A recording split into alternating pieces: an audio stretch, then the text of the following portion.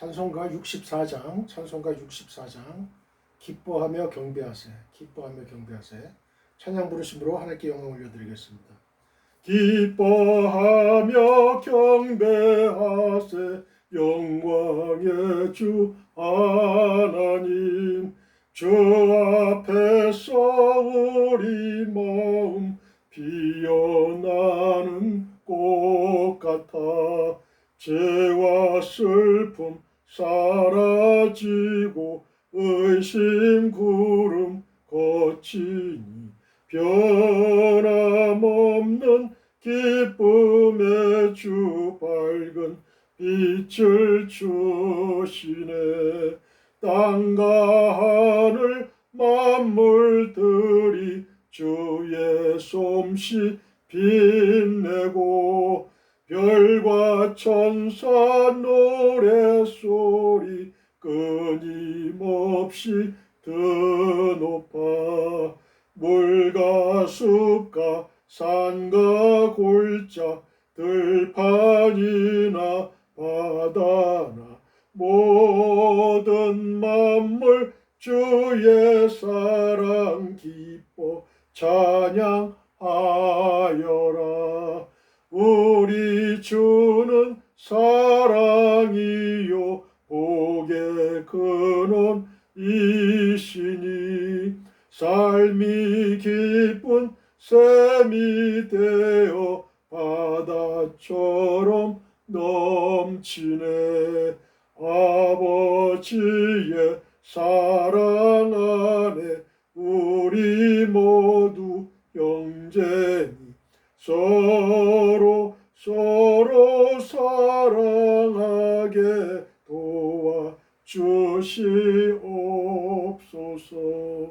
새벽별의 노래 따라 힘찬 찬송 부르니 주의 사랑 줄이 되어 한맘 되게 하시네. 노래하며 행진하여 싸움에서 이기고 승전가를 높이 불러 주께 영광 돌리세. 아멘. 찬송가 255장 너 이제 흉악하나, 찬송가 255장 너 이제 흉악하나 찬송 부르심으로 하나님께 영광 올려드리겠습니다. 너 이제 흉악하나 눈과 같이 있겠네. 너 이제 흉악하나 눈과 같이 있겠네. 죄의 피 흉악하나 이게 되리라. 주홍빛 같은 내 죄 주홍빛 같은 내 죄 눈과 같이 이겠네. 눈과 같이 이겠네. 악한 죄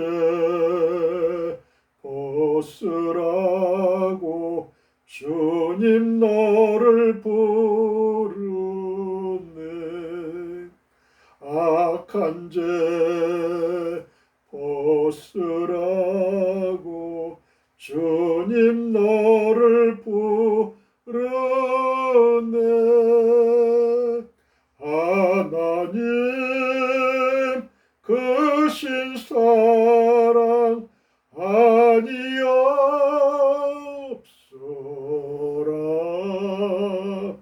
악한 죄 벗으라고 악한 죄 벗으라고 주님 너를 부르네. 주님 너를 부르네. 너 이제 사해 주사 기억 아니하시네.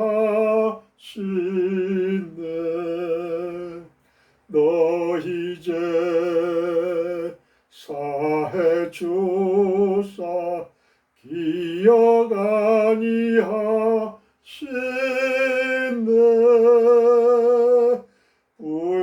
불쌍한 사람들아 오라 하시네. 너 이제 사해 주사 너 이제 사해 주사 기억 아니하시네. 기억 아니하시네. 주여 할렐루야. 하나님 아버지, 오늘도 주님 앞에 나왔습니다. 너희 이제 흉악하나 너의 모든 죄는 눈과 같이 희게 될 것이다. 나를 믿으면 너희 죄가 눈과 같이 희게 될 것이다 말씀하셨습니다. 아버지 하나님, 이 세상의 모든 죄악은 너무나 검고 흉악합니다. 그러나 하나님의 은혜의 강물이 흐를 때에 아버지, 이 모든 죄악들은 다 씻어 없어집니다. 사라져 버립니다. 아버지 하나님, 이 시간에 일주일 동안 세상에 살다가 주님 앞에 나왔습니다. 아버지 하나님, 저희의 모든 죄악들을 주님의 피 묻은 손으로 안수하여 주셔서 이 시간에 깨끗함으로 치유하여 주옵소서. 사해 주옵소서. 저희의 병든 몸을 사해 주옵소서. 회복시켜 주시옵소서. 저희의 모든 경제적인 문제도 주님께 맡겨드립니다. 하나님, 해결해 주시옵소서. 인간관계의 문제, 직장 취업의 문제, 승진의 문제, 상급 학교 진학의 문제, 어떤 문제를 가지고 나왔든지, 사업의 문제, 어떤 문제를 가지고 나왔든지, 아버지 하나님, 이 시간에 당장 환경은 변하지 않을지라도 그러나 저희들 담대한 힘과 용기와 하나님의 은혜를 체험한 이상 그 모든 어려운 시험과 유혹들을 넉넉히 이기고도 남는 저희가 될 줄로 믿습니다. 아버지 하나님, 또한 하나님의 기적과 같은 역사가 다시 한번 일어날 줄 믿습니다. 믿음 위에 믿음을 더하여 주시옵소서. 아버지 하나님, 저희의 믿음 적음을 용서하여 주시옵소서. 아버지 하나님, 믿음의 대장부가 되게 도와주시옵소서.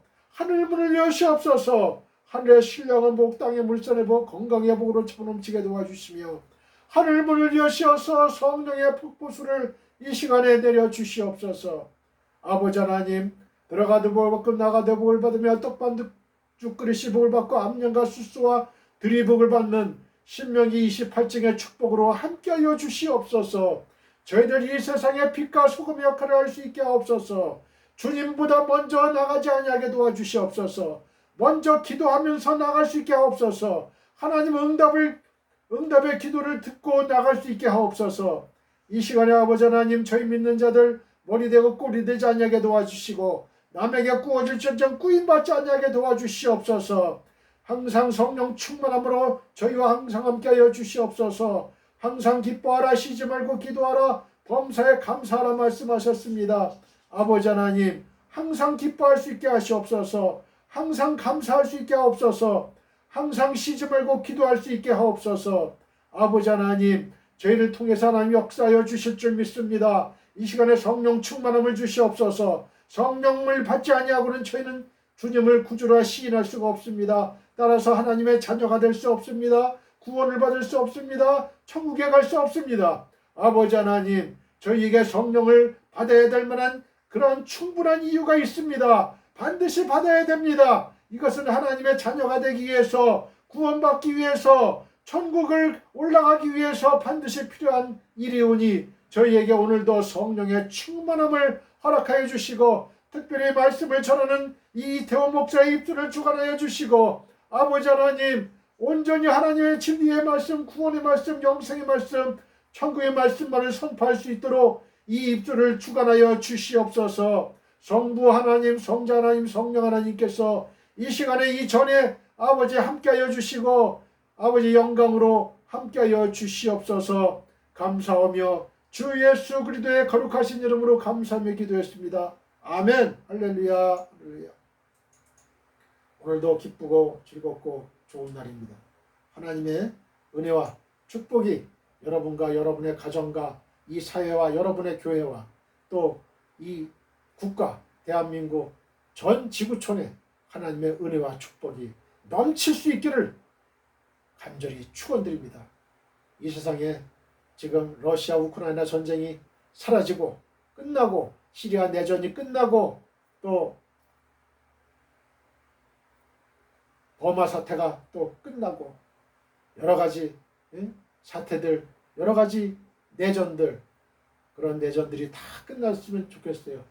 시진핑의 마음, 김정은의 마음, 푸틴의 마음을 붙잡아 주시고 그들의 모든 무기가 쓰레기덩이가 되게 도와주시옵소서. 할렐루야. 그런 기도를 하셔야 돼요.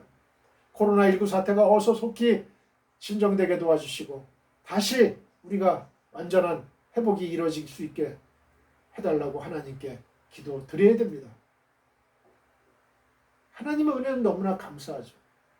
하나님의 은혜가 없이는 우리가 어떻게 1분 1초라도 어떻게 숨을 쉴 수가 있어요? 물을 마실 수가 있어요? 햇빛이 없으면 우리가 어떻게 살 수 있어요? 바람이 없으면 어떻게 살 수 있어요? 비가 없으면 어떻게 살 수 있어요? 하나님이 주시는 은혜와 축복은 넘치고도 넘칩니다. 돈으로 살 수가 없는 거예요. 하나님의 사랑을 어떻게 돈으로 사요? 인간의 사랑은 돈으로 살라고 하죠. 그죠? 그러나 살 수가 없어요. 인간의 사랑도 돈으로는 살 수가 없어. 세속적인 사람들은 돈으로 살 수가 있다고 여기고 사랑을 쟁취하려고 하겠죠. 그러나 그 사랑도 오래 못 가죠. 오래 못 가요. 하나님이 주시는 사랑만이 에베레스팅, 영원합니다. 이터널합니다. 오늘도 하나님의 살아계신 음성을 여러분들 들으시길 바라고 하나님의 축복이 여러분에게 임하기를 바랍니다. 하나님의 기적의 역사가 치유의 은사가 여러분에게 임할 줄 믿습니다. 할렐루야. 믿는 자에게 내 믿음대로 될지어다. 할렐루야.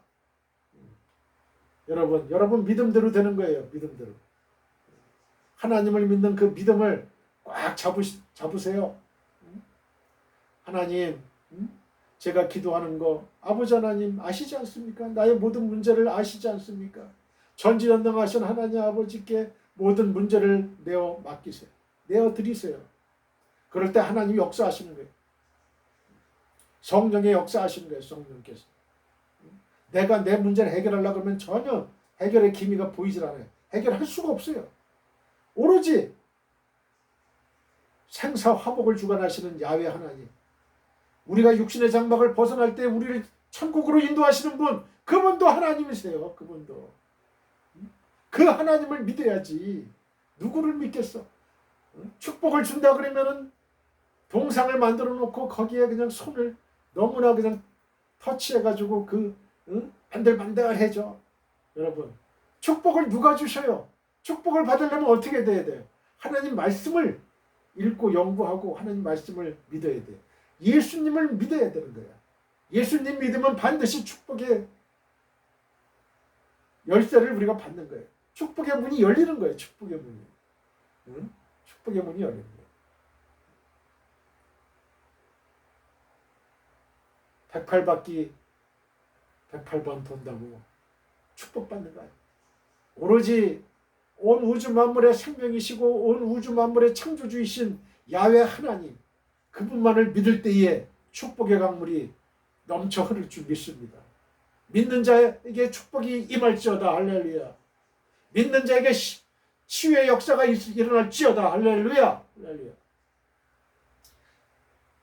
믿는 자에게, 이 시간에 믿는 자에게 하나님의 은혜가, 폭포수와 같은 하나님의 은혜가 임할 줄 믿습니다. 할렐루야. 우리가 은혜를 받으면 겁날 게 없는 게 겁날 게 없는 거예요. 죽어도 감사, 살아도 감사. 사랑하는 성도 여러분, 우리는 주님의 지상 명령을 따라 우리의 일평생을 전도와 선교를 해야 할 책임과 권리를 갖고 있습니다. 너희는 땅끝까지 이르러 내 증인이 되리라고 예수님이 직접 말씀하셨습니다. 우리는 우리의 가까운 가족, 친족, 친구, 지인, 회사 동료 등에게 이태호 목사의 유튜브 및 페이스북 등에서 설교 방송을 시청하라고 권하시면 돼요. 검색창에 이태호 목사 설교라고 치면 저의 설교 영상을 시청하실 수 있습니다. 다른 이야기는 하지 마시고 하나님의 감동적이고 은혜로운 말씀이 있으니 한번 시청하라고만 하시면 됩니다. 바로 그것이 전도요 선교입니다. Dear fellow believers, we have the responsibility and right to evangelize and to missions throughout our lives according to the Lord's great command. You will be my witnesses to the ends of the earth, said Jesus himself. We can recommend our close family, relatives, friends, acquaintances, and company colleagues to watch Pastor Riteo's sermon broadcast on YouTube and Facebook. If you type Pastor Riteo's sermon in the search box, you can watch my sermon video. Don't talk about anything else. There are God-moving and gracious words, so you just have to watch it. That is evangelism missions. 오늘의 설교 제목은 기도하지 않은 결과입니다. 본문은 요한복음 18장 12절부터 27절입니다. 자, 저를 따라해 보세요. 기도하지 않은 결과.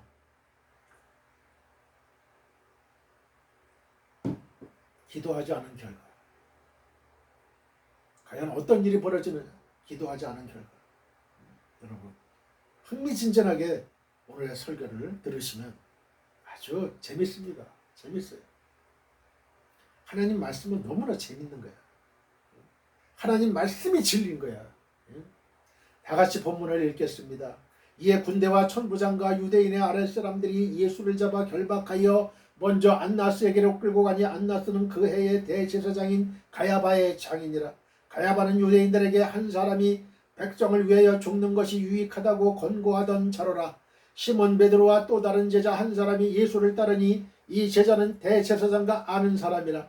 예수와 함께 대제사장의 집들에 들어가고 베드로는 문 밖에 서 있는지라. 대제사장을 아는 그 다른 제자가 나가서 문 지키는 여자에게 말하여 베드로를 데리고 들어오니 문 지키는 여종이 베드로에게 말하되 너도 이 사람의 제자 중 하나가 아니냐 하니 그가 말하되 나는 아니라 하고 그때가 추운 고로 종과 아랫사람들이 불을 피우고 서서 쬐니 베드로도 함께 서서 쬐더라.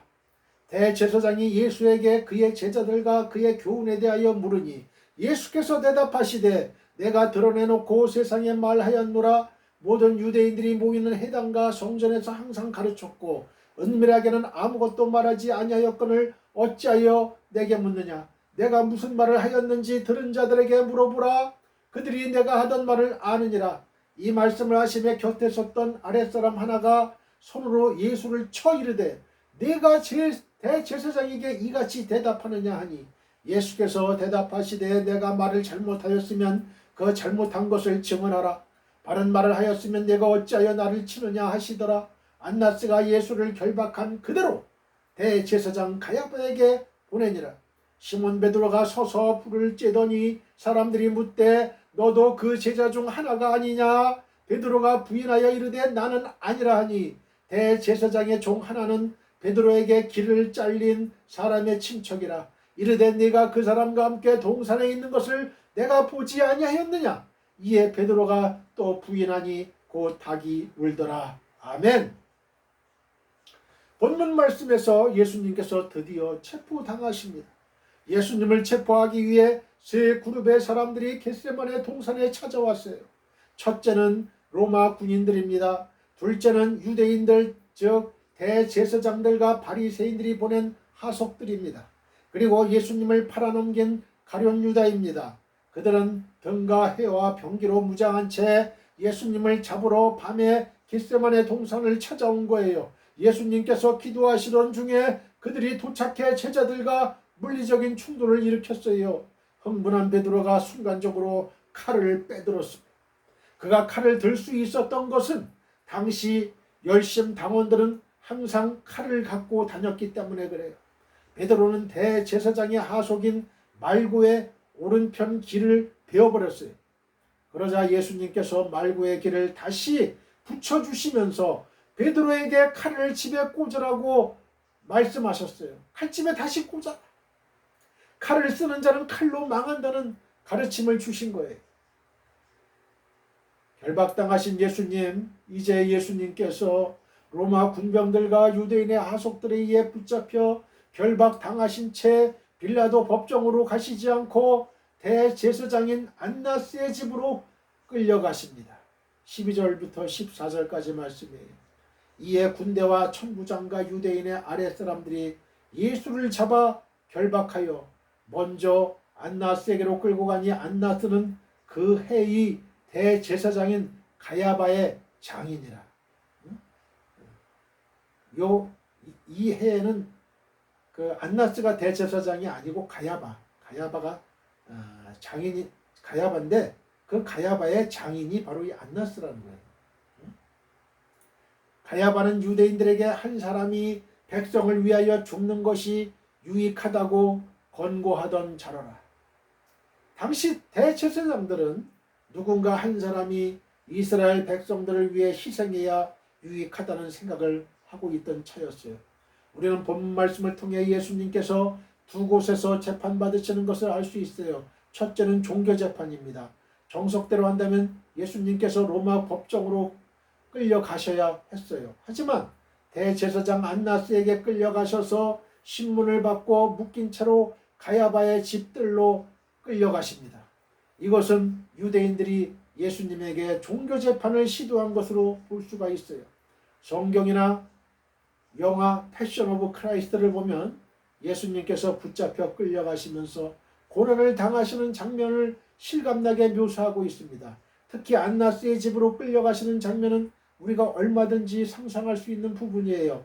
그들은 과연 예수님을 붙잡아 곱게 데리고 갔겠냐는 거죠. 아무튼 로마 군인들과 천부장과 유대인의 하속들은 예수님을 붙잡아 안나스에게 끌고 갑니다. 둘째는 법정재판입니다. 우리는 로마의 법정재판에서 예수님에게 아무 죄가 없다고 판결한 것을 잘 알고 있어요. 우리는 여기서 재미있는 사실을 발견할 수 있는데요. 바로 베드로의 행동에 관한 것이에요. 베드로는 3년 동안 예수님을 충실하게 따라다닌 수제자격인 사람이에요. 그는 정이 많고 혈기왕성하고 사고형보다는 행동형의 사람입니다. 자신의 목숨을 걸고 예수님을 따르겠다고 엄청나게 큰 소리를 쳤던 사람이에요. 그리고 예수님에게 위기가 닥치자 순간적으로 칼을 빼들고 행동으로 옮긴 사람입니다. 이런 적극적이고 열정적이며 헌신적인 베드로가 예수님께서 체포당하신 순간부터 미심쩍은 행동을 보이기 시작을 해요. 베드로뿐만 아니라 모든 제자들이 평소와 다른 행동을 보인 것이지요. 마가복음 14장 51절로 52절에서 한 청년이 벗은 몸에 배 혼이불을 두르고 예수를 따라오다가 무리에게 잡힘에 배 혼이불을 버리고 벗은 몸으로 도망하니라고 기록하고 있어요. 제자들이 예수님을 버리고 도망했다는 뜻입니다. 배 혼이불을 두르고 예수님을 따라오다가 사람들에게 붙잡히자 혼이불을 버리고 벗은 몸으로 도망한 청년, 그 제자가 누구인지 매우 궁금하죠. 마가복음을 기록한 마가 자신이 아닐까 추측을 합니다. 또 누가복음 22장 54절에 예수를 잡아 끌고 대제사장의 집으로 들어갈 때 베드로가 멀찍이 따라가니라고 말씀하고 있어요. 멀찍이 한번 저를 따라해 보세요. 멀찍이, 가까이 따라간 게 아니에요. 멀찍이 따라가. 멀찍이. 재밌잖아요. 멀찍이 따라가. 우리도 멀찍이 따라가지 않나요? 지금 예수님을 가까이 따라가야 되는데 예수님이 얼마나 가슴이 아플까, 마음이 아플까요? 가까이 와. 내 가까이 와. 멀리 떠나지 말고. 사랑하는 사람이 멀리 떨어져 않나요? 그렇지 않잖아요. 가까이, 그냥 가까이. 사랑하는 연인은 가까이, 사랑하는 부부는 가까이 있잖아. 가까이. 멀리 떨어지면 이거는 뭔가 심상치 않은 거예요. 뭔가 병이 드는 거야. 병이 드는 거야. 병든 믿음, 병든 사랑. 베드로는 붙잡혀 가시는 예수님을 멀찍이 따랐어요. 즉 예수님께 가까이 가자니 용기가 없고 도망가자니 양심에 찔려서 붙잡히지 않을 정도로 멀찍이 떨어져 따라간 거예요. 베드로가 멀찍이 예수님을 따라간 이유는 겁을 냈기 때문에 그래요. 칼을 빼들어 말고의 길을 쳤을 만큼 용감했던 베드로가 갑자기 두려움에 사로잡힌 거예요. 여러분, 우리도 평소에는 성령 충만해서 용기가 있다가 용기 충만하다가 어떤 때 기도를 쉬거나 사탄에 사로잡힐 때 어때요? 마음의 두려움이 갑자기 사로잡혀 오지 않습니까? 그럴 때는 호랑이가 어떻게 돼? 호랑이가 고양이보다 더 못한 병아리가 돼. 그런 거예요. 우리 사람의 마음은. 항상 기도로 무장을 해야 돼. 우리는 주변에서 주님을 믿고 따르는데 확실히 믿자니 자신이 없고 교회 안 다니자니 벌 받을 것 같은 생각에 지옥 갈 것 같은 생각에 교회에 오긴 하지만 항상 늦게 와가지고 일찍 가는 사람들을 볼 수 있어요. 그렇지 않아요? 그런 사람들이 있어요. 그런 사람은 교회 행사에 절대 끼어들지 않아요. 설교만 듣고 그냥 돌아가요. 우리나라 사람들은 참 이 축복 기도, 이 축복 기도에 이 외국 미국인들이면 이 외국인들은요 그 설교 시간에 설교를 참 잘 안 듣다가도 이 딱 축복 기도 하게 되면은 바로 들어오고 바로 그 축복받을 자세를 갖춘다고요. 취한다고. 축복을 받아야지. 축복을. 하나님의 축복을 받는 거예요. 인간 이태호 목사가 축복을 해주는 게 아니야. 인간 이태호 목사는 손을 드는 것뿐이에요. 기도하는 거예요. 모세와 아론과 훌이 아말렉과의 전투에서 어떻게 돼? 모세가 손을 들어 하늘을 향해 손을 들었어. 그때는 이스라엘 군대가 승리하고 손을 내리게 되면 어떻게 돼? 아말렉 군대가 이기게 되고. 이 축복 기도는 그만큼 중요한 거예요. 그만큼 중요한 거예요. 우리나라 사람들은 축복 기도하기 전에 살짝 빠져나가는 사람들 있어요. 그냥 축복 받지 못해요. 하나님의 축복을 받아야지. 축복을.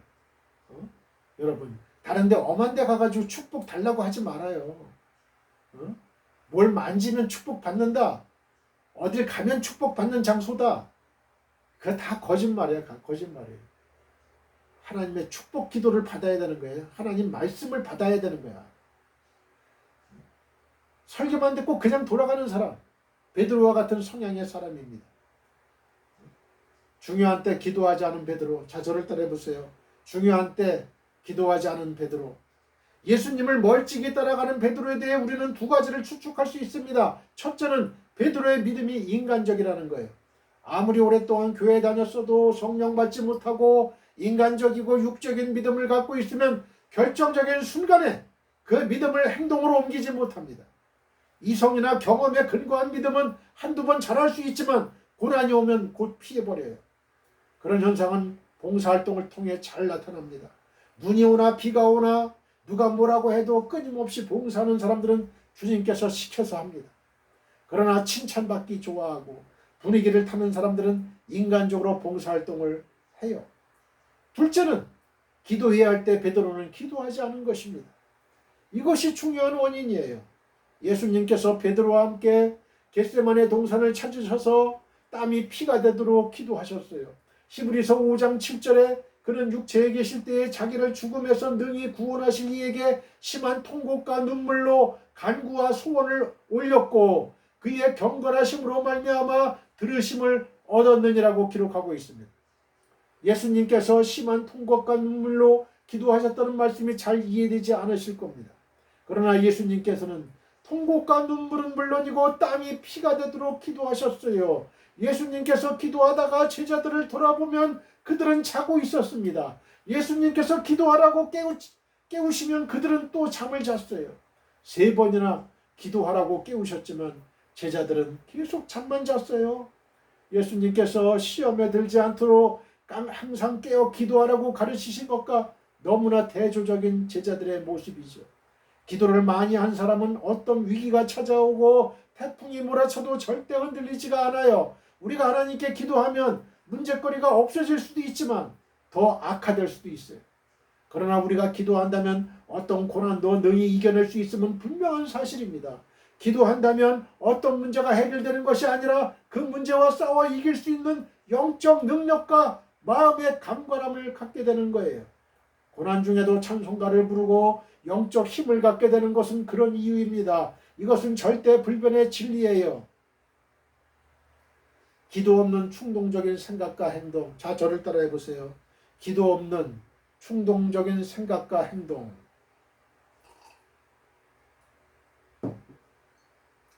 예수님께서 기도하실 때 베드로는 잠을 잤어요. 그러다 로마 군인들과 유대인의 하속들과 가룟 유다가 예수님을 잡으러 왔을 때 그는 칼을 빼들고 휘두르는 충동적인 행동을 하게 됩니다. 우리는 기도하지 않으면 충동적 생각과 행동을 하게 되고 나쁜 결과를 낳게 되는 것을 알 수가 있어요. 충동적인 생각과 행동은 멋져 보이고 그럴듯하게 보이지만 항상 최악의 결과를 낳게 됩니다. 베드로가 기도하지 않은 결과로 충동적 행동을 자행해서 말고의 오른편 길을 배웠지만 예수님께서 말고의 길을 도로 붙여주시며 베드로에게 칼을 칼집에 꽂으라고 말씀하셨어요. 그것은 예수님께서 모든 상황에 대비해 기도로 준비하신 것을 뜻합니다. 예수님께서는 무장한 사람들이 아무리 많이 찾아오고 어려운 상황이 닥쳐도 결코 흔들리지 않으세요. 인생에서 봄도 있고 여름도 있고 가을도 있고 겨울도 있죠. 인생은 항상 평온하고 온화한 게 아니라 때로는 시련을 맞이합니다. 그러나 기도로 믿음으로 준비가 되어 있으면 어떤 시련이라도 넉넉히 이기고 남습니다.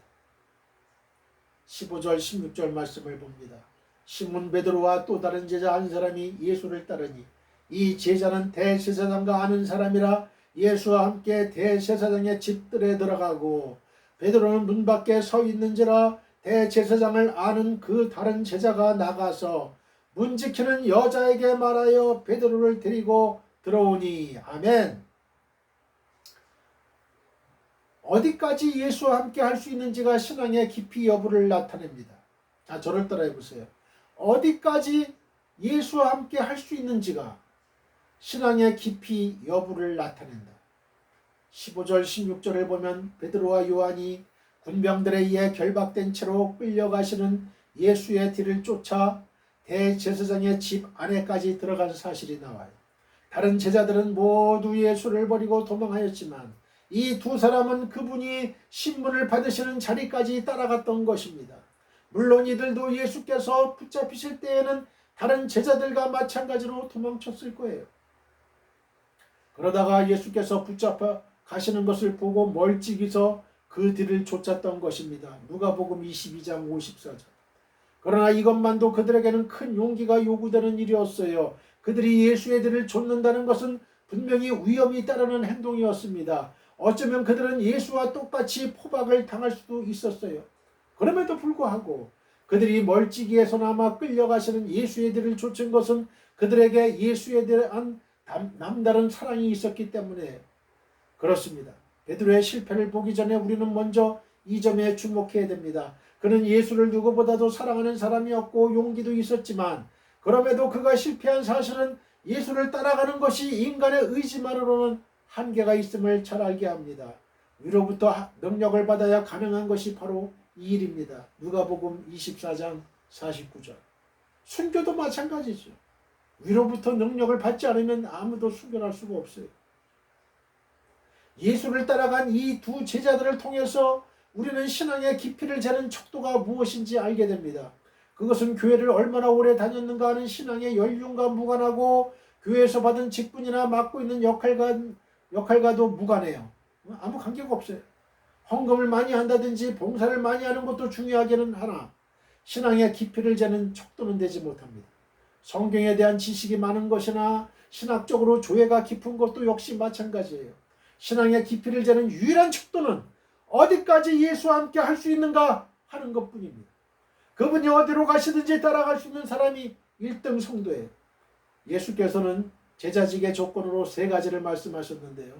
자기를 부인하라는 것이고 그게 첫째고, 둘째는 자기 십자가를 지라는 것이고, 마지막은 셋째는 나를 좇아하는 거예요. 마태복음 16장 24절. 자기를 부인하라. 자기 십자가를 지라. 나를 좇으라. 그리고 이 좇으면은 제한을 두지 않으셨어요. 그 이유는 끝까지 함께 해야 하기 때문에 그렇습니다. 겟세마네까지 함께하는 것은 부족해요. 그분이 신문을 받으시는 자리에도 함께해야 하고 골고다 언덕까지도 함께해야 됩니다. 죽음의 자리에까지 예수와 함께하는 자가 진정한 제자입니다. 할렐루야. 골고다 언덕까지, 겟세마네 동산까지 가면 안 돼요. 골고다 언덕까지, 예수님 십자가 지는 앞까지 같이 가야 돼. 같이 가야 돼. 어쩌면 그런 면에서는요, 아리마대 요셉, 아리마대 요셉, 니고데모, 이런 사람들이 더 신앙이 을 지켰다고 봐야 돼. 예수의 시체를 내달라 함부로 할 수가 없거든. 잘못하면 너도 예수와 한 배지 해가지고 죽이거든. 여러분,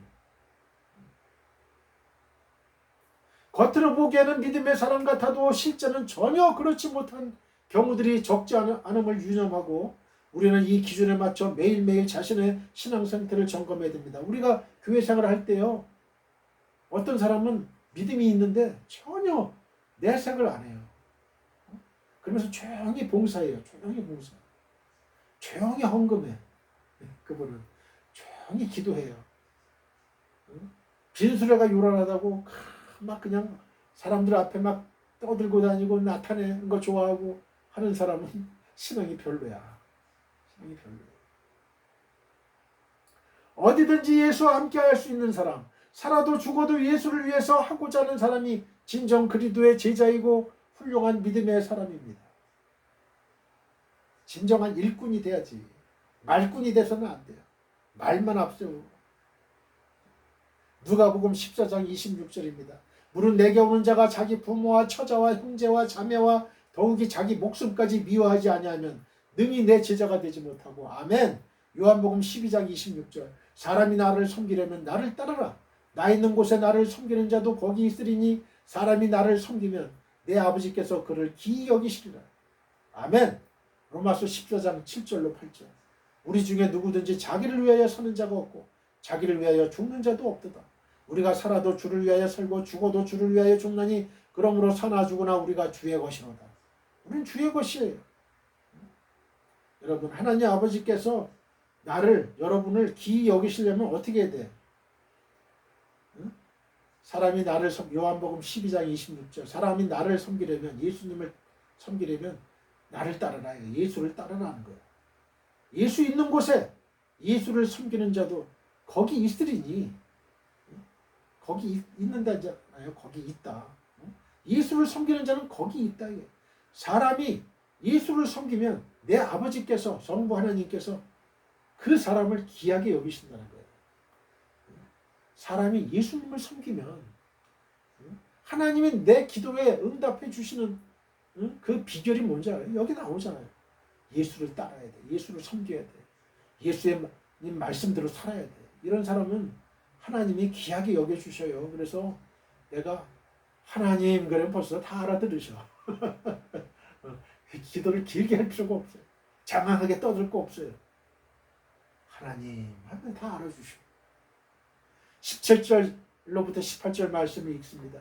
문지키는 여종이 베드로에게 말하되 너도 이 사람의 제자 중 하나가 아니냐 하니 그가 말하되 나는 아니라 하고 그때가 추운 고로 종과 아래 사람들이 불을 피우고 서서 쬐니 베드로도 함께 서서 쬐더라.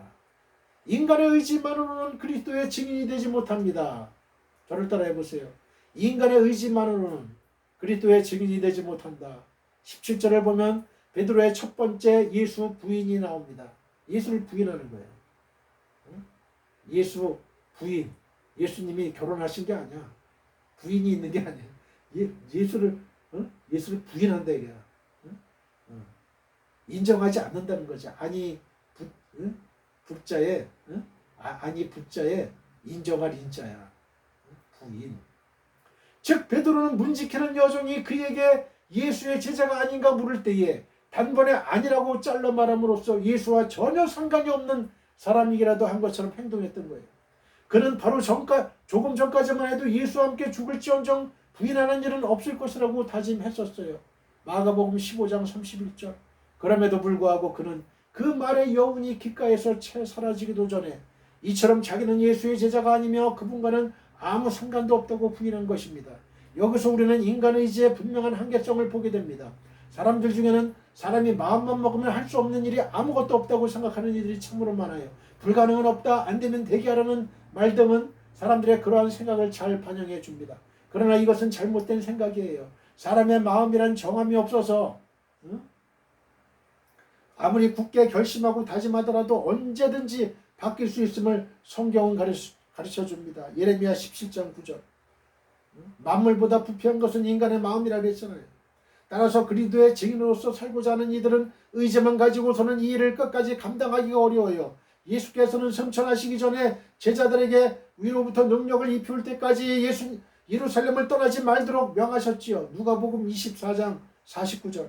그 이유가 무엇인지 아세요? 바로 그리스도의 증인이 되는 일, 곧 복음 전파는 인간의 의지만으로 감당할 수 있는 일이 아니기 때문에 그렇습니다.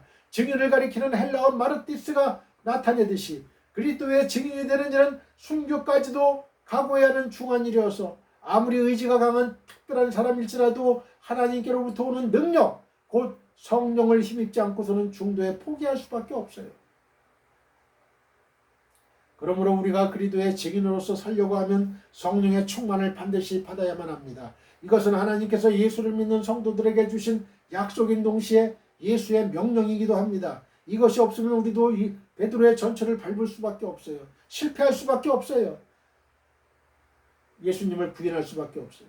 순교와 변절은 의지가 강하고 약함에 달린 것이 아니라 성령 충만의 유무에 의해서 결정됩니다. 성령의 인도를 받는 이들은 일사각오의 정신으로 주를 끝까지 따라갈 수 있지만 이것이 없는 이들은 베드로처럼 주를 위해 죽기를 각오했다 할지라도 주변 환경에 압도되어서 얼마든지 변절자가 될 수 있어요. 그런즉 우리가 그리스도의 증인이 되고자 한다면 반드시 이 성령의 충만을 받아야 하겠습니다. 이 약속은 예수를 믿는 모든 이들에게 주셨으므로 지금 구하면 받을 수 있습니다. 누가복음 11장 13절.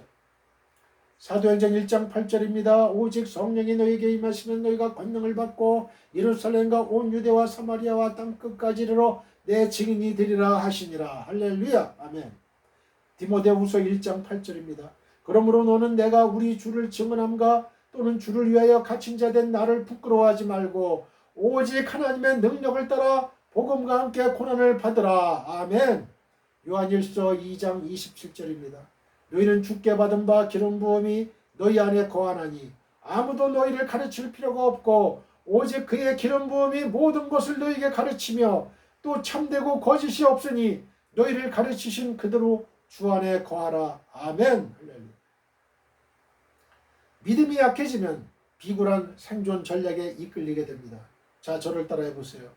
믿음이 약해지면 비굴한 생존 전략에 이끌리게 된다. 18절을 보면 예수와 자신은 아무 상관이 없다고 부인한 베드로가 대제사장의 종들 및 하속들과 함께 불을 쬐고 있는 광경이 나옵니다. 어떻게 보면 그가 꽤 뻔뻔스러운 사람이라는 생각이 들지만 달리 본다면 살아남기 위한 처절한 몸부림이라는 생각도 들어요. 그가 취한 이 행동은 자신은 예수라는 사람과 전혀 관계가 없노라고 시위하는 것처럼 보입니다. 사탄은 베드로의 이러한 모습을 보면서 어쩌면 예수를 비웃었을지도 몰라요. 수제자라는 사람이 이 모양이니 기독교가 이 세계에서 자기 역할을 다하기는 영 틀렸다고 생각했을 수도 있어요. 누가 보더라도 그는 너무 쉽게 무너졌고 예수의 수제자다운 모습을 전혀 보여주지 못했습니다. 우리는 형편없이 무너져 내린 베드로를 통해서 동일한 가능성을 항상 지니고 살아가는 자신의 모습을 돌아보고 그 근본 원인이 어디에 있는지 찾아내야 합니다. 많은 사람들이 오늘도 베드로처럼 위기에 처하게 되면 살아남기 위해서 온갖 비굴한 수단들을 다 동원하는데 그 근본적인 문제점이 무엇일까요?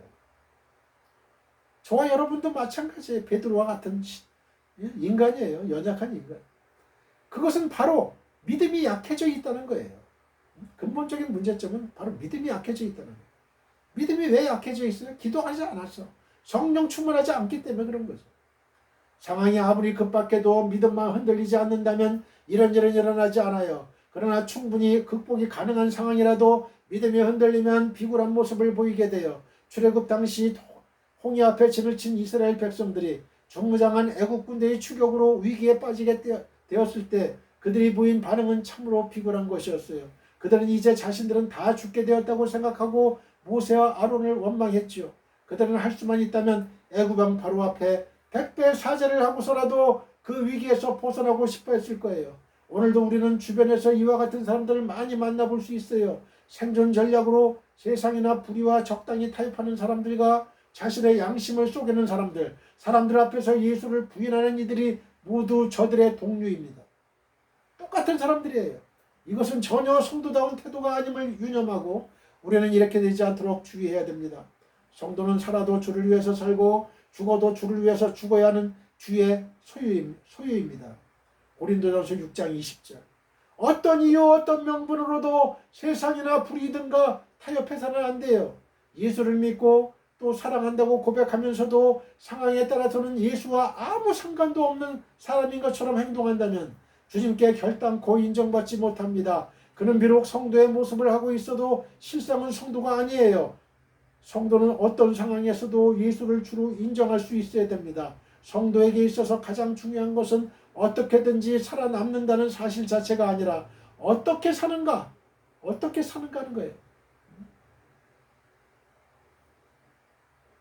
창세기 12장 13절입니다. 원컨대 그들은 나의 누이라 하라. 그러면 내가 그대로 말미암아 안전하고 내 목숨이 그대로 말미암아 보존되리라 하니라. 마태복음 10장 32절입니다. 누구든지 사람 앞에서 나를 시인하면 나도 하늘에 계신 내 아버지 앞에서 그를 시인할 것이요 누구든지 사람 앞에서 나를 부인하면 나도 하늘에 계신 내 아버지 앞에서 그를 부인하리라. 예수님 말씀하셨잖아요.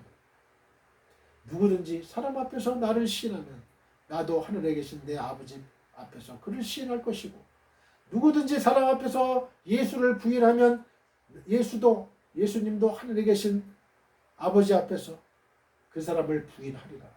얼마나 무서운 말이에요. 그렇죠? 경종을 울리는 말이죠. 절대 의리를 지키고 예수의 의리를 지키고 믿음을 지키고 변절하지 말아야 돼요. 변하지 말아야 돼요. 변하는 믿음이 가지면 안 돼요. 가룟 유다처럼. 그 사람은 육적인 죽음도 죽었지만 영적인 죽음도 죽은 거예요. 영혼은 지옥으로 떨어진 거죠. 문지키는 여자가 베드로를 보고 예수님의 제자들 중에 하나라고 지적하자 베드로는 아니라고 첫 번째로 부인합니다. 사람은 한번 겁을 먹기 시작하면 상대방을 굉장히 크게 보고 아무것도 아닌 일에 쩔쩔매게 돼요.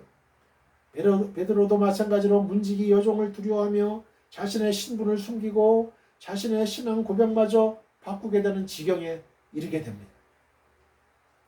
불안한 상상을 현실로 받아들인 베드로. 자, 저를 따라해 보세요.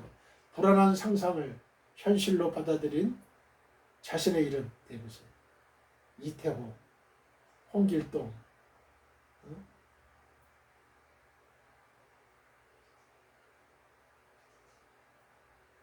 여기서 우리가 발견할 수 있는 것은 두 가지예요. 하나는 굉장히 좋은 것처럼 보이는 베드로의 믿음이 육신적이라는 거예요. 육신적이라는. 이런 믿음은 보통 때에 잘 드러나지 않지만 위기 상황에 닥치면 그대로 드러나요. 우리가 가진 믿음이 진짜인지 가짜인지 아니면 누군가 욕을 해주면 금방 알 수 있어요. 우리를 힘들게 하면 우리의 믿음이 인간적인 것인지 성령님에 의한 것인지 알 수 있어요. 가장 쉬운 방법은 오른편 뺨을 때리면 왼편 뺨을 내밀 것인지 아닌지로 알 수 있어요. 겉옷을 달라면 속옷까지 주고 오리를 같이 가자면 심대를 함께 해주는 것으로도 알 수 있습니다. 베드로는 창피하게도 자신의 모든 것을 드러내고 말았어요. 3년 동안 예수님을 따라다녔지만 아무 소용이 없게 된 것이죠. 기도해야 할 중요한 시기에 육적인 피곤함으로 기도하지 않고 잠만 잤기 때문에 십자가를 감당할 만한 영적 준비가 되어 있지 않은 거예요. 또 하나는 베드로가 상상으로 여기던 불안을 현실로 받아들인 것입니다. 때로 우리 인생에 위기가 올 수도 있어요. 어쩌면 건강을 잃고 직장에서 내몰리게 될지도 모릅니다. 다음 직장이 구해지지 않을지도 모릅니다. 그러면 갑자기 불안해지면서 불안이 현실을 점점 지배하게 됩니다. 사람이란 원래 좋은 상상보다는 최악의 상상을 하는 경향이 있어요. 그렇지 않습니까? 저와 여러분들 다 경험은 맞아요. 그리고 상상을 사실로 받아들이게 돼요. 이러면 문제가 이제 심각해지는 거죠. 이런 현상이 베드로에게 나타난 거예요. 절대로 그 부정적인 상상을 사실로 받아들이면 안 돼요. 사탄아 물러가라. 사탄아 물러가라. 19절로 21절 말씀입니다. 대제사장이 예수에게 그의 제자들과 그의 교훈에 대하여 물으니 예수께서 대답하시되 내가 드러내놓고 세상에 말하였노라. 모든 유대인들이 모이는 회당과 성전에서 항상 가르쳤고 은밀하게는 아무것도 말하지 아니하였거늘 어찌하여 내게 묻느냐. 내가 무슨 말을 하였는지 들은 자들에게 물어보라. 그들이 내가 하던 말을 아느니라. 아멘. 성도의 언어와 행실에는 비난받을 것이 없어야 합니다. 자, 저를 따라해 보세요. 성도의 언어와 행실에는 비난받을 것이 없어야 된다. 21절을 보면 예수께서는 그의 교훈을 묻는 안나스의 질문에 대해 내가 무슨 말을 하였는지 들은 자들에게 물어보라고 당당하게 대답하신 사실이 나옵니다. 예수께서는 두루 다니시면서 유대인의 회당이나 예루살렘 성전, 바닷가, 산, 광야 등지에서 공개적으로 말씀하시고 가르치셨기 때문에 많은 사람들이 그분의 교훈에 대해 이미 알고 있었어요. 마태복음 4장 23절, 요한복음 7장 14절, 누가복음 5장 1절, 마태복음 5장 1절, 마태복음 14장 13절. 따라서 그분이 하나님을 모독하는 말씀을 하셨거나 악하고 불의한 행실을 보이셨다면 그분에 대한 비난 여론이 쇄도했을 것입니다. 그러나 도리어 다수의 백성들이 그 교훈을 받아들였어요. 성경은 그들이 예수의 말씀과 가르치심에서 풍겨나오는 권세의 놀라움을 표시했다고 가르칩니다. 마태복음 7장 28절로 29절이에요. 여기서 우리는 성도인 우리가 세상에서 어떻게 처신해야 하는지 확인하게 됩니다. 주님은 우리에 대해 세상의 빛이라고 말씀하셨어요. 마태복음 5장 14절로 16절입니다. 따라서 우리는 세상으로부터 자신을 은폐할 수 없고 또 은폐하려 해서도 안 되는 사람들이에요. 우리는 세상의 주목을 받는 특별한 사람들이기 때문에 말과 행실 등 매사에 각별한 주의가 요망됩니다. 하나님께서는 우리에게 거룩을 명하십니다. 베드로전서 1장 15절로부터 16절. 우리의 언어가 거룩하고 우리의 생활이 거룩해야 한다는 것이지요. 주의 이름을 부르고 또 하나님의 자녀라고 말하면서도 언어와 행실에 거룩함이 없다면 그는 외식하는 자요 하나님의 자녀가 아닙니다. 거룩하다는 말은 두 가지 의미를 가지는데요. 하나는 구별되었다는 것이고 다른 하나는 깨끗하다는 것이에요. 성도인 우리는 세상에서 구별된 하나님의 자녀들이므로 구별된 깨끗한 삶을 살아야 돼요. 세상에 속한 자들과 동일한 가치관을 가지고 동일한 목표를 추구하고 동일한 방식으로 살아서는 절대 안 돼요. 우리는 악이나 불의, 음행, 술수와 같은 일체의 더러운 것들로부터 자신을 지켜야만 됩니다. 자신을 더럽히는 자들은 주께 연락되지 못하고 스스로 파멸을 자초하게 돼요. 자신을 더럽히는 자들의 기도가 연락되겠어요? 응답되겠어요? 하나님께 연락되겠어요? 초대 예루살렘 교회와 안디옥 교회가 보인 것처럼 우리 교회와 성도들은 모든 면에서 칭찬을 들을 수 있도록 의를 좇고 선행을 힘쓰는 게 필요합니다. 나무를 알 수 있는 것이 열매이듯이 성도됨을 나타내는 것은 행실임을 잊지 마십시오. 우리가 매사에 선한 말을 하고 의로운 행실의 증거를 보이면 사람들은 우리를 통해 하나님을 찬양하게 되지만 정반대의 모습을 우리가 보여준다면 거룩하신 하나님과 그리스도의 이름이 비난을 받게 됩니다. 하나님 우리 때문에 욕을 당하시는 거예요. 그러면 안 되잖아요. 우리는 거룩한 말, 거룩한 행실, 깨끗한 행실을 해야 되죠. 그러면 하나님이 영광을 받으시는 거예요. 안 믿는 자들이 역시 믿는 자들은 틀리구나. 이런 인정을 받아야 돼요. 인정을 받지 못한다면 나는 아직도 하나님과 관계가 멀리 있는 사람. 사도행전 2장 47절입니다. 하나님을 찬미하며 또 온 백성에게 칭송을 받으니 주께서 구원받는 사람을 날마다 더하게 하시니라. 아멘. 여러분의 교회가 이 지구촌에 있는 모든 교회가 날마다 구원받는 사람이 더해지는 그런 축복의 강물이 이어지기를 축원드립니다. 할렐루야! 할렐루야! 베드로전서 2장 12절입니다. 너희가 이방인 중에서 행실을 선하게 가져 너희를 악행한다고 비방하는 자들로 하여금 너희 선한 일을 보고 오시는 날에 하나님께 영광을 돌리게 하려 함이라. 할렐루야. 22절 말씀을 봅니다. 이 말씀을 하심에 곁에 섰던 아랫사람 하나가 손으로 예수를 쳐 이르되 네가 대제사장에게 이같이 대답하느냐 하니 사람을 기쁘게 하려는 자들은 주의 뜻을 좇지 못합니다. 자, 저를 따라해 보세요. 사람을 기쁘게 하려는 자들은 주의 뜻을 좇지 못한다. 22절에 보면 예수께서 대답하실 때 이를 듣고 있던 곁에 있는 하속 하나가 손으로 예수를 친 것이 나옵니다. 그는 예수의 말씀이 옳았는지 혹은 그런 것인지에 대해서는 전혀 알지 못하는 사람이었고 알고자 하지도 않았어요. 그의 유일한 관심사는 자기 주인인 대제사장의 마음을 기쁘게 하는 것뿐이었어요. 그래서 그는 예수께 대해 이처럼 무례한 행위도 서슴지 않은 것입니다. 그는 스스로 옳고 그름을 판단하여 행동하는 자유인이 아닌 안나스의 일개 사냥개에 지나지 않았던 거예요. 주부에 지나지 않았던 거죠. 앞잡이에 지나지 않았던 거예요. 개가 주인에게 잘 보이려고 무슨 짓이든지 다 하듯이 그 역시 그런 사람이었어요. 여기서 우리는 사람에게 잘 보이려고 하는 행위, 사람을 기쁘게 하려는 삶이 성도에게 얼마나 위험한지를 확인하게 됩니다. 우리 중에 누구든지 사람에게 기쁨을 구하려 한다면 그는 그들이 원하는 일을 할 수밖에 없어요. 그것이 선하지 못하고 의롭지 못하며 하나님의 뜻에 역행하는 것일지라도 사람들에게 기쁨을 구하는 자들에게는 피할 수 없는 일이에요.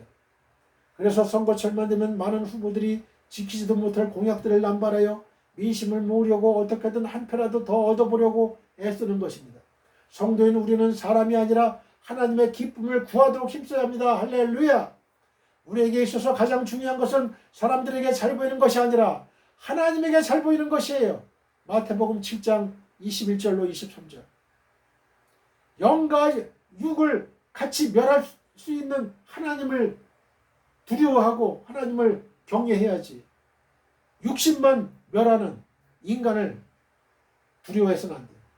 아무리 많은 사람이 훌륭하고 능력이 있다고 찬사를 보낼지라도 하나님의 인정을 받지 못하는 사람은 실패한 자예요. 성도가 힘써 추구해야 할 삶의 방식은 주의 뜻을 좇는 것입니다. 그 이유는 성도인 우리가 이 세상에 속하지 않고 그리스도께 속했기 때문에 그래요. 그러나 사람들에게 기쁨을 구하는 이들에게는 이러한 삶이 불가능합니다. 우리는 이 세상에 살고는 있지만 예수 그리스도에게 속하였으므로 세상과는 대립적인 관계에 있음을 유념해야 돼요. 요한복음 15장 18절로 19절. 성경은 이 세상 임금이 사탄이라고 가르쳐요. 요한복음 14장 30절. 이 말은 세상이 반하나님적이고 따라서 여론이나 사람들의 요구를 좇으려고 하는 이들은 누구라도 반하나님적이 될 수밖에 없음을 가르쳐줍니다. 이것은 우리가 철저히 지향해야 할 삶이에요. 그쳐야 될 삶이다. 사람은 아무도 두 주인을 겸하여 섬길 수가 없어요. 마태복음 6장 24절. 우리는 하나님과 세상 중에서 어느 하나만을 선택해야 됩니다. 이것도 붙잡고 저것도 놓지 않으려는 사람들은 결국 모든 것을 잃고 말아요. 우리가 붙잡아야 할 것은 하나님의 은혜뿐입니다. 사람이 우리에게 줄 수 있는 어떤 것들도 이에 비할 수 없어요.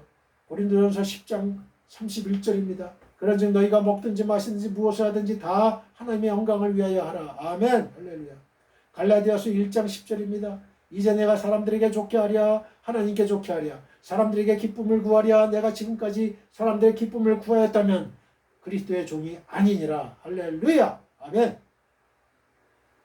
이런 사람이 돼야죠. 하나님의 기쁨을 구하는 사람이 하나님의 사람이고 하나님의 자녀고 천국의 사람이고 영생의 사람이고 소망의 사람이죠. 23절 말씀입니다. 예수께서 대답하시되 내가 말을 잘못하였으면 그 잘못한 것을 증언하라. 바른 말을 하였으면 네가 어찌하여 나를 치느냐 하시더라.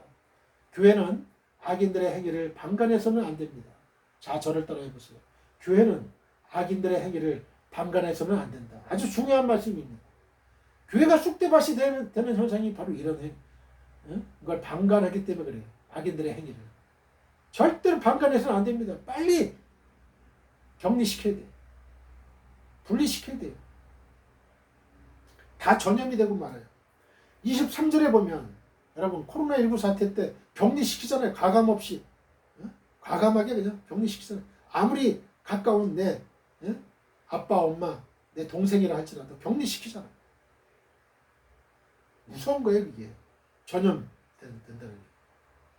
좋은 거는 전염이 될수록 좋아요. 그러나 나쁜 행위, 나쁜 사상, 이런 거는 빨리 격리시켜버려요. 23절을 보면 예수께서 자기를 친 하속에게 그 정당성을 입증하도록 요구하신 게 나옵니다. 안나스는 예수를 죄인으로 취급하기 전에 그 혐의를 분명하게 입증할 의무가 있었고 가혹행위를 한 하속도 마찬가지였죠. 그들의 행위는 불법적인 것이었기 때문에 예수께서는 이 재판에 대해 어떤 희망도 걸지 않으셨어요. 하지만 그럼에도 불구하고 예수께서는 악한 자들에게 불의를 시정하도록 요구하신 거예요. 이거 참 중요하죠.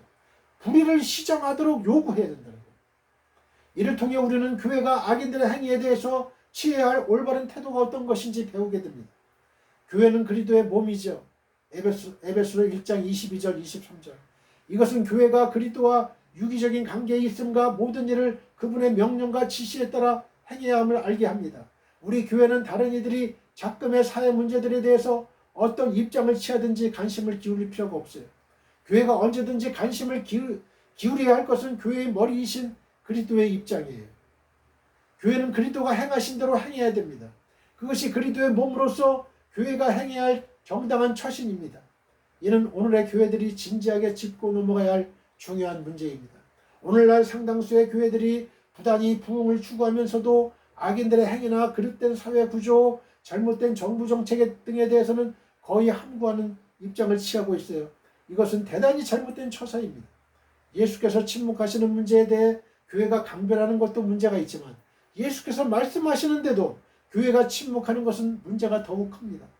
예수께서는 유대 지도자들의 불의를 단호히 지적하시고 이에 대해 경고하셨습니다. 마태복음 23장. 그와 마찬가지로 오늘 우리 교회도 사회적인 불의에 대하여 경고하고 책망해야 됩니다. 우리 사회의 지도층 인사들이나 권력의 중심에 선 사람들의 악행이나 불의에 교회가 항거한다면 이는 예수와 상관이 없는 일개 종교단체임을 드러내거나 예수의 명령을 고의적으로 어기는 행위가 되는 거예요. 물론 교회가 세상의 악행이나 불의를 지적하고 책망하면 불이익이 따를 수 있어요. 핍박이 가해질 수도 있어요. 하지만 그래도 우리는 이 일을 해야 됩니다. 교회의 머리이신 예수께서 그렇게 하셨기 때문에 몸된 교회도 그렇게 하는 게 당연한 거예요. 만약에 교회가 이런 일을 하기를 원치 않는다면 예수와 결별할 수밖에 없어요. 어느 시대나 교회는 그 시대를 일깨우는 하나님의 소리가 되어야 됩니다. The voice of God. 많은 사람이 모여서 큰 소리로 기도하고 찬송한다고 제대로 된 교회가 아니에요. 예수의 입이 되고 손과 발이 되는 교회라야 참된 교회입니다. 에스겔서 3장 17절. 인자야, 내가 너를 이스라엘 족속의 파수꾼으로 세웠으니 너는 내 입의 말을 듣고 나를 대신하여 그들을 깨우치라. 할렐루야. 아멘. 에베소서 5장 11절. 너희는 열매 없는 어둠의 일에 참여하지 말고 도리어 책망하라. 아멘.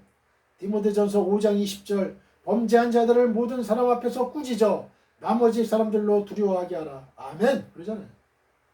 범죄한 자들을 모든 사람 앞에서 꾸짖는 거예요. 나머지 사람들로 아주 두려워하게 하라. 이거를 좀 공산당이 배운 것 같아요. 공산당. 인민재판. 인민재판.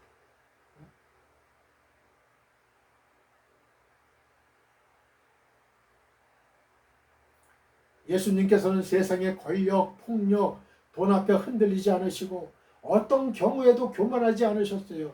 기도하는 사람은 흔들림이 없고 교만하지도 않습니다. 우리는 돈이 없어 불행한 것이 아니라 자꾸 흔들려서 불행한 거예요. 집이 없어 불행한 것이 아니라 여전히 공포와 불안에 떨어서 불행한 것입니다. 미래에 대한 자신감이 없어 더욱 불행한 것입니다. 예수님을 3번 부인하는 베드로. 저를 따라해보세요. 예수님을 3번 부인하는 베드로. 자, 저를 따라해보세요. 여기 베드로 대신에 내 이름을 대입시키세요. 예수님을 3번 부인하는 이태호. 우리가 한평생 살면서 부부 생활을 하고 아이들을 키우고 사업을 운영할 때 어려움이 한두 가지가 아닙니다. 고난이 해결되었다고 모든 문제들이 끝난 것은 아니에요. 우리는 항상 하나님과 깊은 교제를 하고 있어야 됩니다.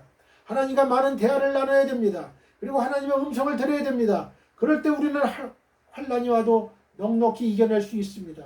고난은 파도와 같은 거예요. 파도는 가만히 있지 못하고 항상 출렁입니다. 웨이버링, 항상 출렁입니다. 출렁이는 물이 뚝을 넘으면 홍수가 나고 사고가 나요. 다만 우리는 출렁이는 물이 뚝을 넘지 않도록 해야 돼요. 24절 25절 말씀입니다. 안나스가 예수를 결박한 그대로 대제사장 가야바에게 보내니라. 시몬 베드로가 서서 불을 쬐더니 사람들이 묻되 너도 그 제자 중 하나가 아니냐? 베드로가 부인하여 이르되 나는 아니라 하니. 25절로 27절은 베드로가 두 번째와 세 번째로 예수님을 부인한 내용입니다. 베드로는 이미 16절에서 한 번 예수님을 부인한 바 있습니다. 즉 베드로는 그의 장담에도 불구하고 예수님을 세 번씩이나 부인함으로써 그에 대한 예수님의 이혼을 성취하고 말았던 거예요. 요한복음 13장 38절 그렇습니다. 예수님을 그 누구보다도 사랑하며 목숨을 바쳐 그분께 충성할 것을 다짐했던 베드로였지만 생명의 위협에 처하게 되자 세 번씩이나 주님을 부인하고 말았어요. 요한복음 13장 37절 마태복음은 그가 심지어는 저주하며 맹세하기까지 하였다고 했습니다. 마태복음 26장 74절 참으로 철저하게 실패한 모습을 보여주고 있다고 하겠습니다. 그러나 여러분 이것이 비단 베드로만의 모습이겠습니까? 어쩌면 이것은 바로 연약한 우리들의 모습일 수도 있습니다. 진정 우리는 생명의 위협 앞에서 주님을 부인하지 않을 수 있습니까? 여러분 여러분은 진정 우리는 생명의 위협 앞에서 주님을 부인하지 않을 수 있어요? 그런데 주님께 헌신하고 충성하는 일에 언제나 앞장섰던 베드로가 이렇게도 완강하게 주님을 부인함으로써 신앙에 실패하게 된 것은 결코 우연한 일이 아닙니다. 그럴 만한 원인이 있습니다. 우리는 그 원인을 찾아 경계해야 되죠. 그래야 실패하지 않을 수 있어요. 그러면 과연 베드로가 이렇게 실패할 수밖에 없었던 원인은 무엇인가요? 첫째로 자기 자신을 과신했기 때문에 그래요. 성도 여러분, 사랑하는 성도 여러분, 베드로는 아마도 천성적으로 적극적이고 패기에 넘치는 사람이었던 것 같습니다. 그리하여 어떤 경우에는 늘 선두에 나서는 것을 볼 수 있어요. 예수님께서 감난산에 기도하러 가시기 전 제자들에게 오늘 밤에 너희가 다 나를 버리라고 하셨을 때도 베드로는 앞으로 나서며 다 주를 버릴지라도 나는 언제든지 버리지 않겠나이다 라고 호언장담했어요. 마태복음 26장 31절 33절 그런데 이 말을 자세히 살펴보세요. 베드로는 다른 제자들과 자기를 비교해서 자기를 다른 제자들보다 나은 자로 평가하고 있습니다. 즉 자기 확신에 가득 차 있는 거예요. 그러나 사실 믿지 못할 것이 사람의 마음입니다. 사람은 변하기 쉬운 존재입니다. 가장 부패한 것이 사람의 마음입니다. 그리고 잠언서 28장 26절에 보면 자기의 마음을 믿는 자는 미련한 자라고 했고 고린도전서 10장 12절에는 그런즉 선줄로 생각하는 자는 넘어질까 조심하라고 했어요. 그런데도 베드로는 자신을 지나치게 믿고 있었던 것이죠. 이렇게 베드로는 자기 자신을 지나치게 과신했다가 주님을 세 번이나 부인하는 쓰라린 신앙의 실패를 경험하게 된 것입니다. 그러므로 우리는 자신을 과신하지 말고 늘 겸손히 행하며 더욱 주님을 의지해야 되겠습니다. 둘째, 기도하지 않았기 때문에 그래요. 예수님께서는 겟세마네 동산에서 세 제자에게 시험에 들지 않게 깨어있어 기도하라고 당부하셨죠. 마태복음 26장 41절 그런데 그들은 기도하지 못했습니다. 며칠이나 계속 깨어있어 기도하라는 주님의 간곡한 부탁에도 불구하고 그들은 육신의 약함으로 인해 그만 잠들어버리고 말았던 것이죠. 마태복음 26장 36절로 46절 그 가운데 누가 있었죠? 바로 베드로가 있었어요. 사랑하는 성도 여러분, 베드로가 그토록 호언장담을 했고 또 주님께 경고까지 받았다면 그는 깨어 기도했어야 되지 않았나요? 그런데 그 역시 기도하지 않았던 거예요. 그래서 결국 어떻게 되었죠? 순환의 때 예수님을 세 번씩이나 부인하고 저주까지 했어요.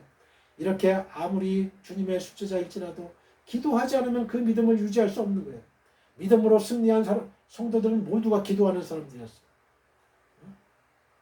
성도들은 환난을 만나도 기도해야 되고 육신이 병들어도 기도해야 되고 항상 쉬지 말고 기도해야 돼요. 시편 18편 6절, 야고보서 5장 14절로 15절, 데살로니가전서 5장 17절 심지어 핍박하는 자가 우리를 대적할 때에도 나는 기도할 뿐이다 라고 고백해야 돼요. 시편 109편 4절 베드로가 이 같은 성경의 교훈에 충실했다면 실패하지 않았을 거예요. 우리 성도들도 자신을 의지하지 않고 주님을 의지하여 기도에 힘쓴다면 반드시 승리하게 될 줄로 믿습니다. 셋째는 불신자와 함께 했기 때문에 그래요. 믿는 자를 가까이 사귀게 되면 믿음이 점점 자라가요. 그러나 믿음이 없는 불신자와 가까이 사귀게 되면 불신과 회의가 생기게 되고 믿음은 약해지게 되죠. 저도 제 경험으로도 그랬어요. 제가 어렸을 때 참 믿는 자와 같이 교제하고 사귀게 되면 믿음이 점점 늘어나요. 늘어나죠. 점점. 그런데 믿음이 없는 자와 가까이 사귀게 되면 믿음이 점점 내려가. 믿음 다 까먹어요. 그러니까 믿음이 있는 자와 사귀어야 되는 거죠. 그렇기 때문에 주님께서는 교회를 세우시고 믿는 자들이 함께 모여 믿음의 교제를 나누게 하신 거예요. 그런데 본문을 보세요. 베드로는 치전의 때에 대제사장의 종과 하속들과 함께 했습니다. 18절에. 그것은 그들 속에 자신을 숨기기 위한 것이었죠. 그러나 그들은 예수님을 핍박하는 자들이었어요. 이 사람들은 성도들이 가까이 교제해서는 안 될 불신자들을 상징한다고 볼 수 있어요.